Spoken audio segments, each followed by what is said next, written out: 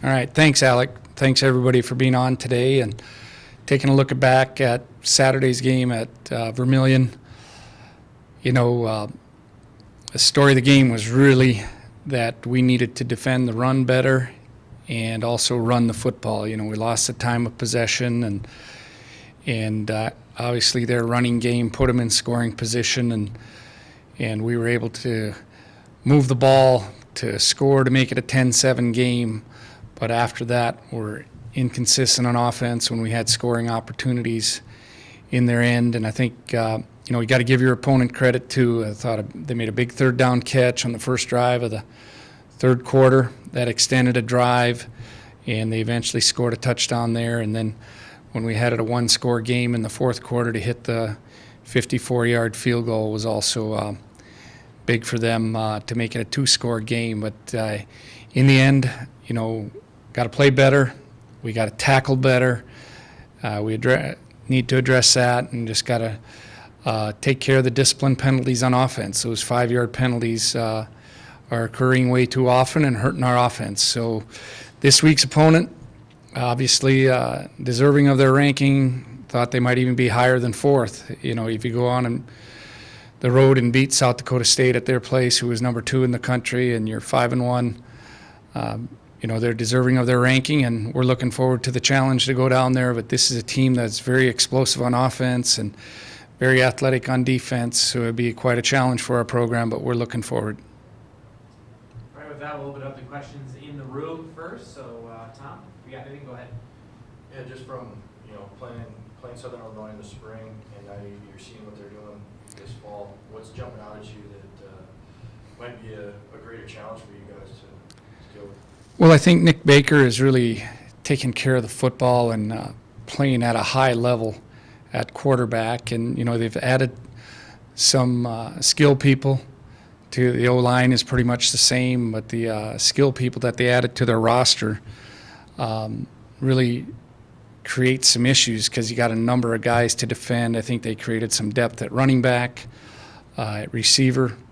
They're very skilled with Landon Lenore making big plays the last 2 weeks, and he makes big plays every week, and we got to prepare for Cox being back, but they've added some players to their lineup that helps them. I imagine you have a good idea of what to anticipate in terms of atmosphere and environment when Southern Illinois comes in coming off one of their biggest wins in a really long time, and you spent that much time in Carbondale. What do you anticipate the road atmosphere?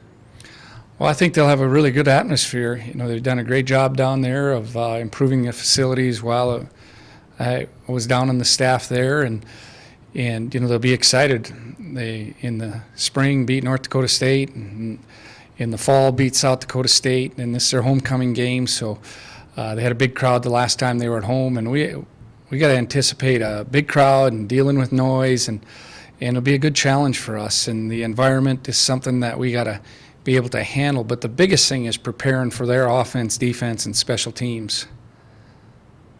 What can you tell us about the kicking situation? Do you anticipate to have Adam Stage available this week? Where does that sit? He's still day-to-day at this point. I thought Brady gave us a good lift the other night. It was 2 for 2 in the field goals, and made it a one-score game 2 different times, and he still was solid on kickoffs. So, but Adam is still day-to-day at this time. How about Jalen Morrison? Any update on where he's Questionable at this time. Okay, sounds good. All right, we'll open to questions in the Zoom. Please use your raise hand feature, and I will call on you. We'll start with Zach. Coach, I know you've gone up against 2 really good defenses in these last couple of weeks, but has there been a common trend or something that you've seen over the last couple of weeks that has shown itself into why this offense can't seem to finish drives or just can't seem to build the momentum you saw in the first couple of weeks?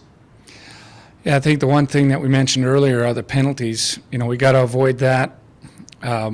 This past week we really stressed first down. We were better on first down, but weren't where we need to be on third down. So you got to make plays in those situations, but eliminating the penalties is a must against teams of this caliber that we played.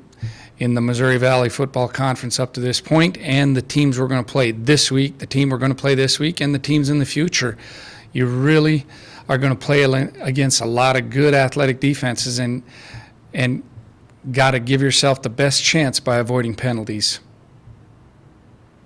You mentioned the run game struggling too. Do you think that goes back into the penalties where you maybe get yourself into downs where you can't run it much, or is it something else maybe in the execution of the run game that seems to be off? Yeah, I think you can always get better at your execution, and we'll continue to work on that. We have new guys in the lineup the last couple of weeks, and got to continue to work on that. But there were a couple of run situations that turned into pass downs. We were a 3rd and 2, we were a 2nd and 1, and sometimes in those situations you put yourself into a different situation. Short yardage plays, a lot of times when you run the football, you can pop one because the defense is very aggressive trying to get stops, and we took ourselves out of that situation 2 times on Saturday and had to throw the ball after the 2 penalties. So once you get on schedule, you hope that you can be more efficient and effective running the football. Thanks, Bubba. Thank you. Devin, go ahead. Coach, with the 0-2 conference start, kind of what have you seen from your guys? Kind of how do you think they're handling, the kind of tough start this year? Kind of what are you seeing from your locker room right now? Well, I think we're disappointed overall, but I do believe our guys will really fight. And, we have a really big opportunity in front of us on Saturday, which is what we need at this point. We lost to North Dakota State, who's 2-0 in the league, and South Dakota, who we knew was going to be a very tough opponent. We're on the road, and so you're 0-2, and you just got to stay in the moment is what we're really preaching to our guys, and I know our guys are talking amongst themselves. And when we meet with our leadership, we understand that this is a really pivotal game, and we've got to get on the win side in the conference race. And for our season, this would give us a big boost to go down and get a big win on the road. Thanks, Coach. Nick, go ahead. Hey, Coach. Otis has been limited to under 100 yards the last 2 games. Just what are defenses doing to game plan against him that's really limiting him? Well, they're defending the run really well. And we played against the last 2 games. We played against 2 defenses that are doing very well overall defending the run. So that's part of it. And part of it's our execution. But we really need to stay on schedule offensively so we can run the football more and be more balanced offensively. And that's difficult to do against teams in the Missouri Valley. It's a league that sees a lot of run and defends it very well. So execution is one thing, but it all goes back. If we can give ourselves the best chance by eliminating penalties, that really helps us. All right, we'll go to Todd. I'm sure you've already been asked about this at some point, but nobody says it's easy. What has to get better about your execution in the red zone? Pardon me? What has to get better about your execution for the red zone? Yeah, we got to make plays. I thought we had an opportunity to catch a ball the other night, kind of had it, and the defender, broke it up. That's what you got to do. You got to make plays when you get the opportunity. But if you run the ball better down there too, it creates some better situations for your offense and puts more stress on the defense. So running the football better would really help us. And then when we get opportunities to make plays, we got to come down with the ball and really fight and be physical down there going up for footballs when we get an opportunity. What have you liked about Tommy Schuster's development this year? Well, overall, he's taking care of the ball. If there's a positive on Saturday, one thing that gave us a chance in the game, we took care of the football. We didn't turn it over, and there were some times that he got some pressure and threw the ball away and made good decisions to keep us in a manageable down and distance. So like it that he's playing efficient football. We always are encouraging our guys and pushing our guys to keep improving. But at this point, he took care of the ball the last 2 weeks pretty well against 2 very good defenses. And I think this is your first chance to come back to Carbondale as North Dakota's coach. Any nostalgia? Is this going to be difficult to be a business trip for you? Well, it's got to be a business trip. We ask our players to eliminate distractions and all that, and I'm sure I'll have some thoughts going through my mind. And that had a wonderful 6 years down there, and a lot of good times, and met a lot of good people. So that'll take care of itself. But we'll be focused on the game, and I think I can do a good job. As you get up in age, you can focus a little bit better, I think, and not worry about all the stuff that happened in the past. Thank you.